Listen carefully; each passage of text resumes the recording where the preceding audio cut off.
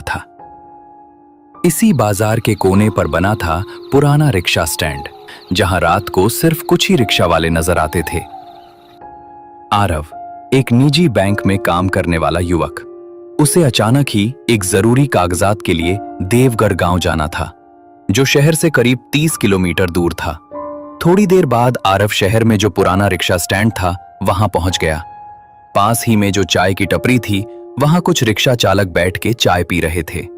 तभी आरव ने उन रिक्शा चालकों से कहा, भैया कोई मुझे देवगढ़ छोड़ देगा क्या? मुझे जल्दी से जल्दी देवगढ़ गांव पहुंचना है, तो क्या आप लोगों में से कोई मुझे रिक्शा से देवगढ़ गांव छोड़ देगा?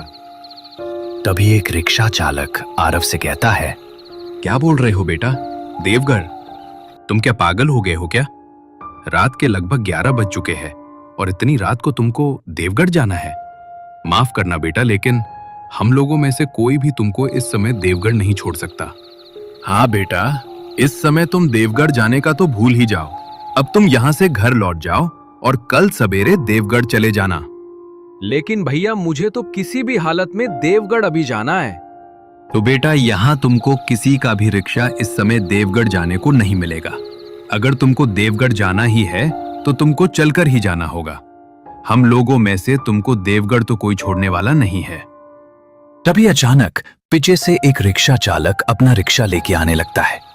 जैसे ही रिक्शा उस चाय के टपरी के पास रुक जाती है, तभी आरव उस रिक्शा चालक से कहता है, भैया मुझे देवगढ़ जाना है, क्या आप मुझे आपके रिक्शा से देवगढ़ गांव तक छोड़ दोगे? मुझे अर्जेंट देवगढ़ जाना है। बेटा, इस वक्त देवगढ़ ये तो नहीं हो सकता।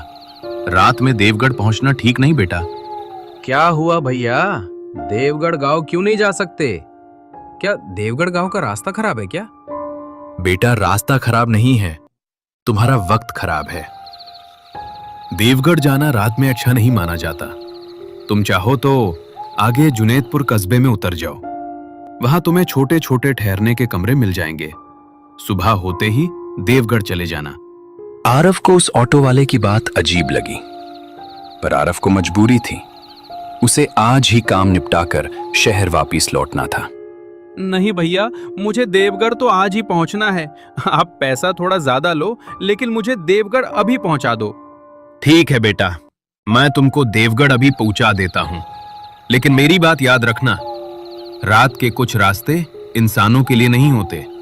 आरव उसकी बातों को अंधविश्वास समझकर चुप बैठ गया और रिक्शा में बैठ गया। रिक्शा धीरे धीरे खाली, सुनसान, अंधेरी सड़कों से गुजरने लगी।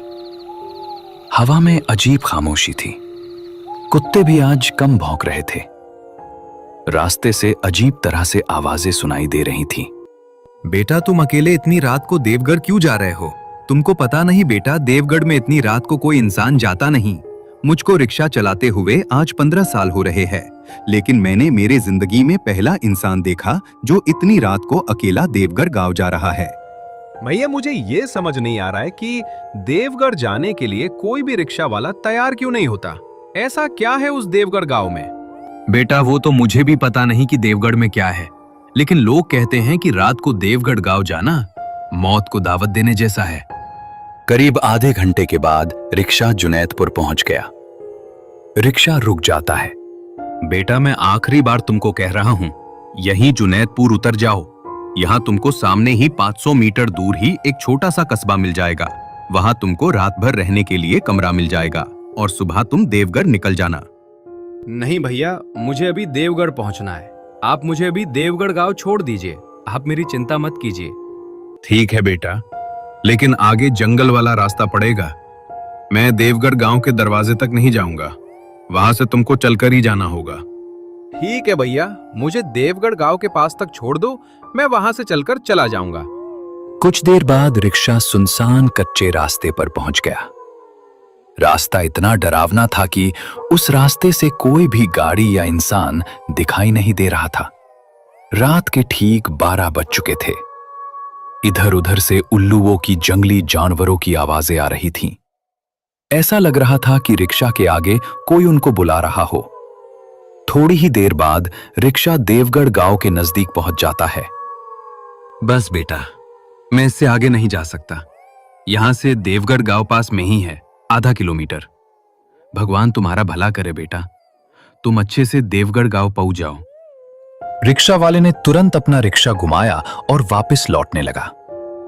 आरव उसे आवाज देता रहा, पर उसने पीछे मुड़कर नहीं देखा। अब आरव अकेला था। रास्ते के दोनों तरफ ऊंचे ऊंचे पेड़ थे। हवा उनकी शाखाओं को हिलाकर एक भयानक फुसफुसाहट पैदा कर रही थी। आरव ने अपना बैग ठीक किया और आगे बढ़ा। कुछ कदम चलने पर उसे एक टूटी चाय की दुकान दिखी। दुकान बिल्कुल सुनसान थी। उस दुकान के पास कोई नहीं था, सिर्फ एक लालटेन के और एक लकड़ी का बेंच था। थकावट से टूट चुका आरव उसी पर लेट गया।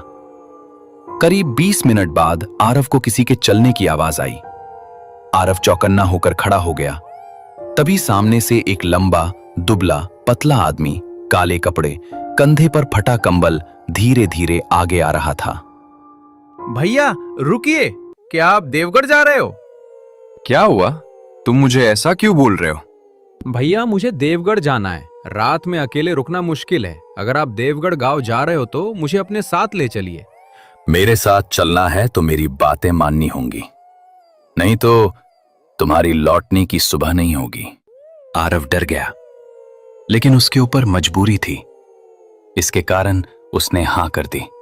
ठीक है भैया, आप जो कहोगे मैं वही करूंगा। बस मुझे देवगढ़ गांव तक आपके साथ आने दो। ठीक है, तो आ जाओ मेरे साथ साथ। और हाँ, भूल कर भी पीछे मुड़कर मत देखना। क्यों भैया, क्या होगा अगर मैंने पीछे मुड़कर देखा तो? मैंने तुमको पहले ही बताया था कि मैं जो कहूंगा वो तुमको करना होगा, तो भी तुम मेरे बात को काट रहे हो। अगर मेरे साथ चलना है तो मैं जैसा बोलूंगा वैसा तुमको करना पड़ेगा, नहीं तो मैं चला। ठीक है भैया, मैं अब कुछ नहीं बोलूंगा और आपकी हर बात मानूंगा। तभी आरव और वो आदमी रास्ते से आगे बढ़ते गए। कुछ ही दूर जाने के बाद चलते चलते आदमी बोला, अगर तुमको पीछे से कोई पुकारे तो भी मुड़कर मत देखना। इस रास्ते की आवाजें इंसानों की नहीं होती। ये सुन के आरव के रोंगटे खड़े हो गए। वो डर जाता है, लेकिन उसको देवगढ़ गांव किसी भी हालात में पहुंचना था, इसीलिए वो उस आदमी के साथ आगे बढ़ता गया। कुछ देर बाद पीछे से एक लड़की के रोने की आवाज आई। भैया लगता है कोई बच्ची रो रही है, लेकिन इतनी रात को इस समय कौन बच्ची रो रही है? चुप कर बेटा, बोलो मत। ये किसी बच्ची की या किसी इंसान की आवाज नहीं है। ये वो चीजें हैं जो रात में नए शिकार ढूंढती हैं। बस तुम पीछे मत देखना। ये सुन के आरव खामोश हो जाता है। तभी अचानक आरव को जैसे किसी ने पकड़ लिया हो। उसके पैर आगे ही नहीं बढ़ पा रहे थे। भैया मैं आगे ही नहीं बढ़ पा रहा हूँ। ऐसा लगता है कि मुझे किसी ने पकड़ लिया हो। मुझे तो बहुत डर लग रहा है। बेटा तुम जैसे खड़े हो वैसे ही खड़े रहो, तुमको किसी ने पकड़ लिया है। तुम्हारा हाथ आगे बढ़ाओ, मैं तुमको खींच लेता हूं। उसके बाद आरव ने कांपते हाथ आगे बढ़ाए। तभी उस आदमी ने आरव को अपनी ओर खींच लिया। अगर मैंने तुम्हारा हाथ खिंचाना होता तो तुम इसी अंधेरे में खो जाते, हमेशा के लिए।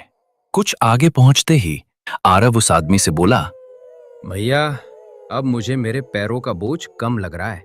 अगर आज आप नहीं होते तो मैं आज उसी अंधेरे में कहीं गुम हो जाता। आपके वजह से आज मेरी जान बची। बेटा तुम अभी अभी मौत के मुंह से बचे हो। अब तुम सुरक्षित हो। अब हम गांव में आ गए हैं। अब तुमको डरने की कोई जरूरत नहीं है। कुछ ही मिनट बाद दोनों गांव की पहली बस्ती तक पहुंच गए। थोड़ी देर बाद वो आदमी आरव को अपने मिट्टी के बने घर में ले आया। सुनो जी, आज फिर रात में आप उस भयानक डरावने रास्ते पे निकल गए थे। मैंने आपको कितनी बार कहा है कि रात को उस रास्ते से मत आया करो, लेकिन आप मेरी बात सुनते कहाँ हो? अरे वो विमला, डरता नहीं मैं किसी से। और इस शहर वाले लड़के को आज मैंने भूत के चंगुल से बचा कर लाया हूं। और तुम कह रही हो कि इतनी रात को बाहर क्यों जाते हो? क्या इस गांव वाले रात को बाहर नहीं जाते? नहीं बेटा, इस गांव के लोग रात को कभी बाहर नहीं निकलते। देवगर गांव के बाहर रात में आत्माओं का पहरा होता है। रात इस गांव से बाहर जो गया वापस कभी नहीं लौट आया। तो आप आज इतनी रात को कहां से आ रहे थे? और अभी आपने कहा कि इस गांव के लोग रात को बाहर कभी नहीं निकलते, तो आप कैसे रात को बाहर निकले थे?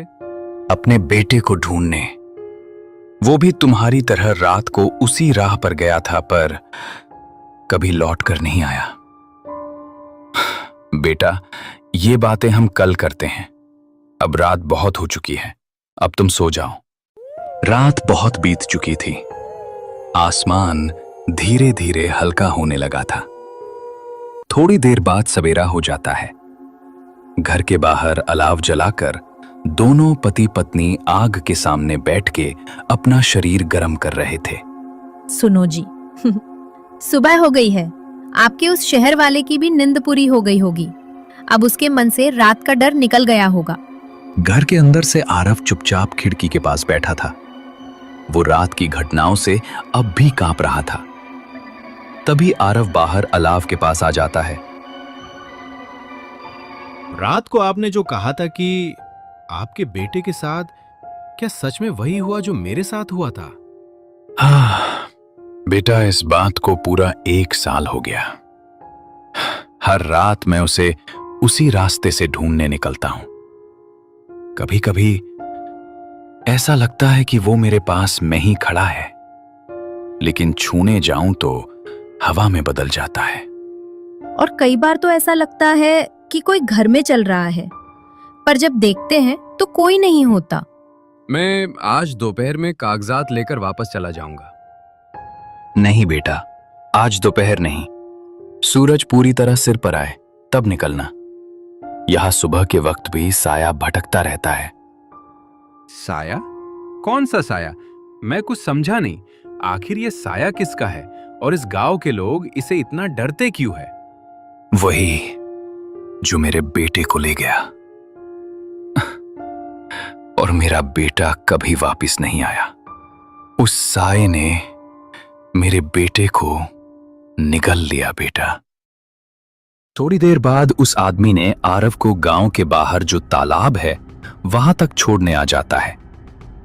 तालाब का पानी ठहरा हुआ था, जैसे सालों से कोई लहर न उठी हो।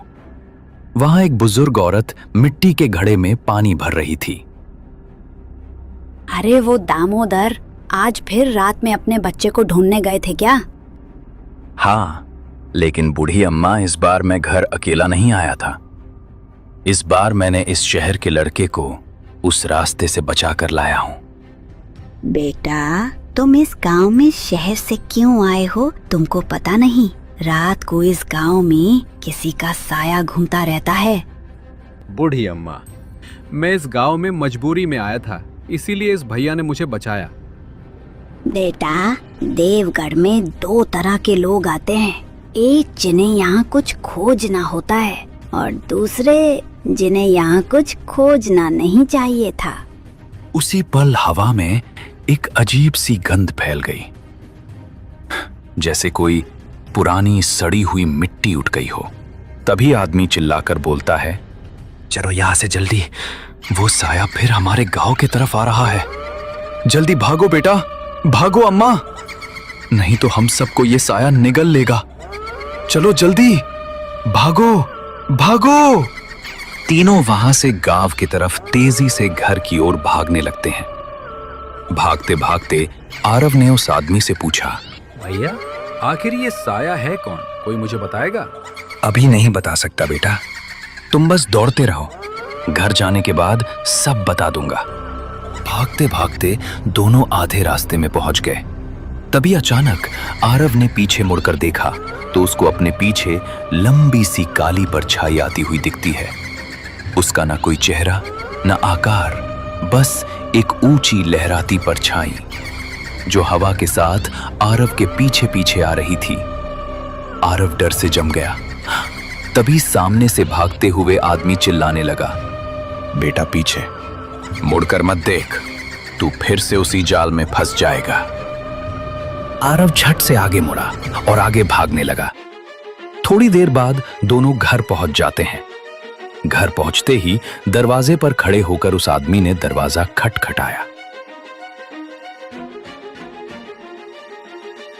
अरे वो विमला, जल्दी दरवाजा खोल, नहीं तो वो साया हमको निगल लेगा। तभी घर के अंदर से उस आदमी के पत्नी विमला ने दरवाजा खोला और दोनों घर के अंदर चले गए। क्या हुआ जी? आप तो इस लड़के को छोड़ने गए थे, तो आप दोनों घर वापस क्यों लौट आए और तुम दोनों इतने घबराए क्यों लग रहे हो? विमला, वो साया हमारे पीछे लग गया था। हम दोनों जैसे तैसे घर तक पहुंच गए। हे भगवान, इस गांव पे किसकी नजर लग गई है जो अब दिन में भी ये साया हमारा पीछा नहीं छोड़ रहा है? हे भगवान, ये अच्छा संकेत नहीं है।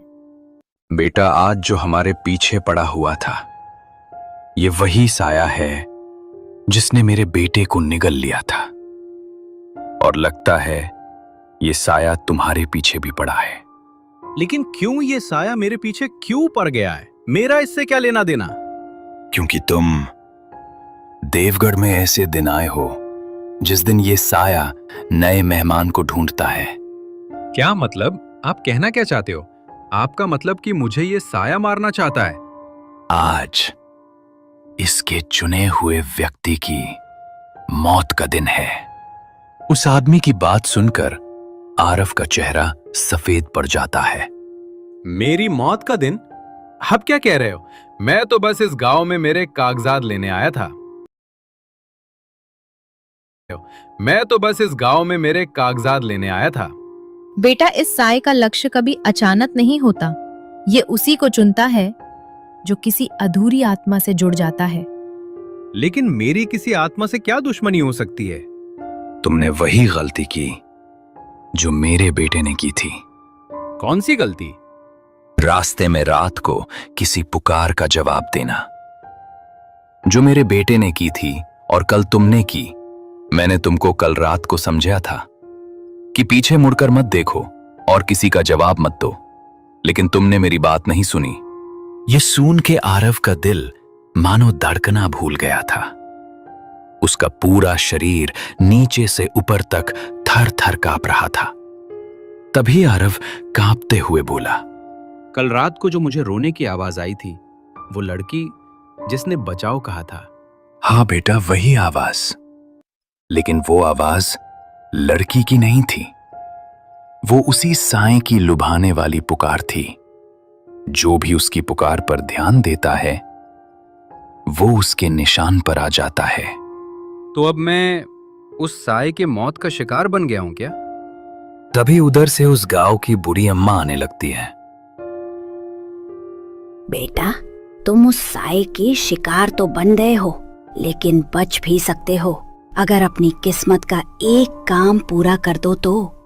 बुढ़ी अम्मा, आप जानती हैं ये लड़का इस साये से कैसे बच सकता है? साया जिसे चुन ले वो डर से नहीं, सच से मारा जाता है। कौन सा सच बूढ़ी अम्मा? बेटा, तुम यहाँ कागज लेने आए हो ना? कौन सा कागज लेने आए थे, पहले ये मुझे बताओ। मेरी कंपनी के पुराने खातों के कागजात, जो यहाँ देवगढ़ में एक बंद पड़े गोदाम में रखे हैं। दामोदर और बुरी औरत एक दूसरे को देखने लगे। उनके चेहरों पर डर की एक नई परत उभर आई थी। ये तो वही गोदाम है जहां मेरा बेटा आखिरी बार गया था। क्या आपका बेटा उस सरकारी गोदाम में गया था? लेकिन आपका बेटा उस सरकारी गोदाम में क्यों गया हुआ था?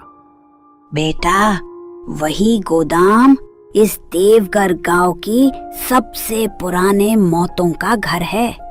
उस गोदाम में सालों पहले आग लगी थी। कई मजदूर अंदर फंसकर मरे थे। और कहते हैं उनकी आत्माएं आज तक उस गोदाम के बाहर नहीं आ पाईं। अब तक उस गोदाम में उनकी आत्माएं भटकती हैं। तो मैं अब क्या करूं? बेटा, अगर तुम सच में बचना चाहते हो तो आज उन्हीं आत्माओं को तुमको मुक्त करना होगा। मैं कैसे उन आत्माओं को मुक्त कर सकता हूं?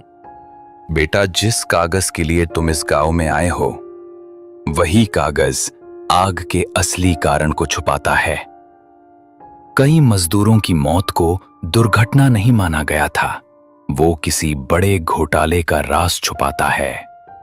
बेटा, वो साया तुम्हारा पीछा इसलिए कर रहा है क्योंकि अगर तुम वो कागज ढूंढ लो तो उसके कैद किए गए लोगों की आत्माएं आजाद हो जाएंगी।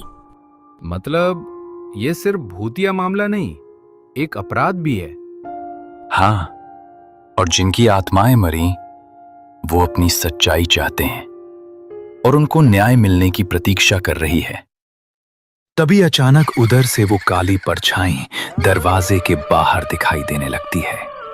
न चेहरा, न आंखें, सिर्फ अंधेरा। चलो आरव, तुम्हारा समय पूरा हो गया है। ये साया तो दिन में भी आने लगा है। ये तो कभी दिन में नहीं आता था और आज तो ये घर के दरवाजे के पास तक आ गया है। इसका मतलब है इस शहर के लड़के को ये साया अपने साथ ले जाना चाहता है। तभी अचानक साया आगे बढ़ने लगा। उसकी परछाई कमरे में फैलने लगी। आरव दीवार से टिक गया। उसकी सांसें रुकने लगी।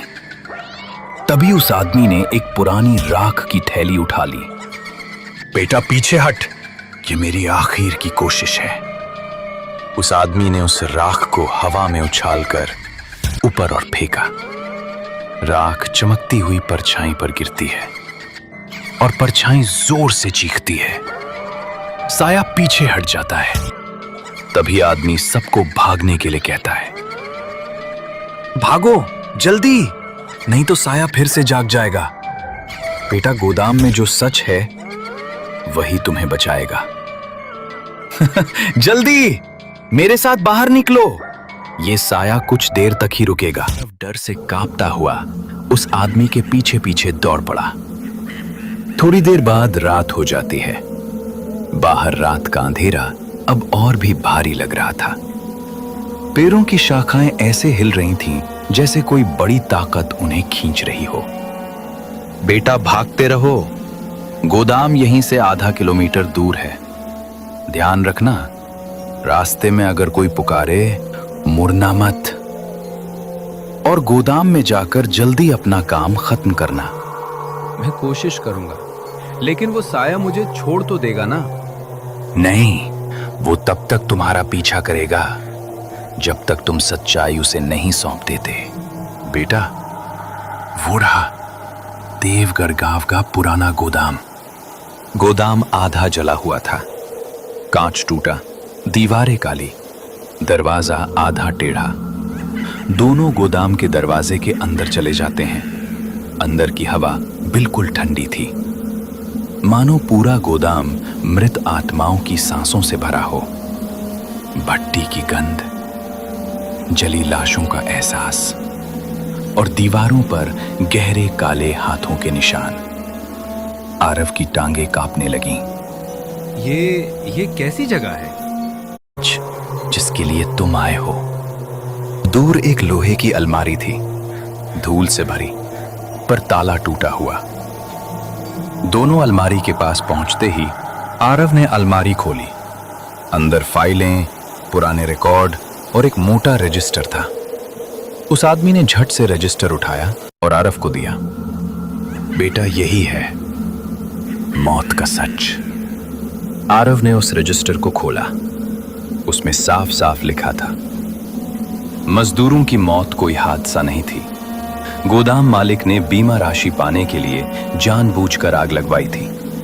उसी समय गोदाम का पूरा दरवाजा धड़ाम से बंद हो गया और अंधेरे में वो साया प्रकट हो गया। सच देने के लिए नहीं, खत्म करने के लिए खोजा जाता है। तभी काला धुंधला भूत आरव की ओर बढ़ा। आरव पीछे हट रहा था, लेकिन साया हर तरफ फैल चुका था। दामोदर ने एक और राख की मुट्ठी उठाई, लेकिन इस बार उस साए पर उस राख का कोई भी असर नहीं हुआ। उस साए ने उस आदमी को पकड़कर उसे हवा में उछाल दिया। आदमी दीवार से टकराकर गिरा। साया धीरे धीरे आरव के सामने आया और बोला, अब तुम भी उन आत्माओं की तरह यहीं रहोगे। अचानक गोदाम से डरावने डरावने आवाजें आनी शुरू हो जाती है, जैसे सभी आत्मा एक साथ वहां चिल्लाने लगी। आरव समझ नहीं पाया कि ये क्या हो रहा है। तभी दीवारों से दर्जनों मजदूरों की आत्माएं बाहर निकली, आग से झुलसे शरीर, काली आंखें, हाथ फैले हुए। वो आदमी फर्श पर पड़ा, चिल्लाया, बेटा तुम डरो मत, ये सभी आत्मा तुम्हें मारने नहीं आई है, ये तो इस साए को खत्म करने आए हैं। वो इन्हें वर्षों से बांधे रखता था। इन सभी आत्माओं को देख के साया पीछे हटने लगता है, पर मजदूर आत्माएं उस साए को घेरने लगीं। ये सब देख के साया चीख पड़ा, रुक जाओ, मैंने तुम्हें बांधा था। तुम सब मेरा आदेश मानोगे? नहीं तो मैं तुम सबको निगल जाऊंगी। लेकिन इस बार मजदूर की आत्मा उस साए की बात नहीं सुन रहे थे। उन्होंने उस साए को पकड़कर घसीटना शुरू कर दिया। गोदाम में ऐसी भयानक आवाजें गूंजने लगीं कि आरव अपने कान बंद कर लेता है। भागो आरव, सच लेकर यहां से निकल जाओ। लेकिन भैया मैं तुमको छोड़कर कैसे चला जाऊं? तुम भी मेरे साथ चलो। आरिफ, तुम्हारे पास ज्यादा समय नहीं है और तुम मेरी चिंता मत करो। तुम यहां से जल्दी भाग जाओ और सभी गांव वालों को इस साए से बचाओ। तभी सभी गोदाम को आग लग जाती है, लेकिन दोनों गोदाम के बाहर निकल जाते हैं। लेकिन वो आदमी पूरा घायल हो जाता है, उसका शरीर खून से लथपथ हो जाता है। बेटा तुम यहां से अब चले जाओ, अब मेरी सांसें पूरी हो गई हैं। तू बस सच बाहर ले जा, यही मेरी मुक्ति है। दूर मजदूरों की आत्माएं उस साया को घसीट रही थीं। साया तड़प रहा था, चीख रहा था, लेकिन मजदूरों की आत्माएं उस साए की एक न सुनती। उन्होंने साया को गोदाम के बीचों बीच खींचा और अचानक पूरे गोदाम में आग की भयंकर लपट उठी। साया की अंतिम चीख पूरे गांव में गूंज उठी। आंखों के सामने वो काला साया टूटने लगा, धुएं की तरह बिखरने लगा और एक झटके में पूरी तरह खत्म हो गया, जैसे उसने कभी जन्म ही नहीं लिया हो। जैसे उस साए के साथ इस देवगढ़ गांव का वर्षों का श्राप खत्म हो गया हो। थोड़ी देर बाद उस आदमी की सांसें रुक जाती हैं। आरव फूट फूट कर रोया, लेकिन वो जानता था उसे उस आदमी की आखिरी इच्छा पूरी करनी है। वो फाइल और रजिस्टर लेकर उस गांव में लौट आया। पहली बार देवगढ़ गांव में अंधेरे की जगह सुबह हुई थी। आरव दीवार के किनारे बैठा था। हवा हल्की थी और अचानक उसके सामने उस आदमी की आत्मा आ जाती। धन्यवाद बेटा, जो तुमने इस गांव को उस साए से मुक्त कर दिया, और ये सब करके तूने मुझे मुक्त कर दिया। उतना बोल के उस आदमी की आत्मा